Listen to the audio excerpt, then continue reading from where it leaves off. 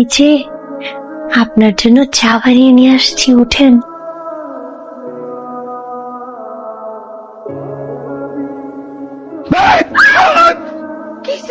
আমারও তো একই প্রশ্ন, আমি ওইখানে কি করতেছি? আমি ভদ্র মেয়ে রুমের মধ্যে এসে ঢুকলাম, এখানে এসে বসলাম, তোমার দিকে তাকাইছিলাম, তারপরে কি হলো আমি নিজে জানি না। না আমি জানি না। শুরু করছস? তোর বড় ভাই না? আর কিসের বড় ভাই, কিসের কি? ছোট্টবেলায় আব্বা তোমার সাথে আমার বিয়া দিয়া গেছিল আর বলছিল বড় হলে ধুমধাম করে বিয়ে করবে। এখন আমি ইউনিভার্সিটি পাশ করে বাইরে হয়ে গেছি, এখন আমার তোমার বউ হওয়ার কথা। ওই যে বউ, কথা কইব। আম্মা, শাশুড়ি আম্মা, শাশুড়ি আম্মা, আমি ভালোবাসি দেখে এমন করতেছে। তোর ভালোবাসা আমি ছুড়ে দিচ্ছি, ভালোবাসা লাগাইছিস না? তুই মাথাটা ঠান্ডা কর, আমি দেখতেছি ব্যাপারটা, আমি দেখতেছি। চাচা ভালো আছেন? একটা খবর শুনছেন নাকি?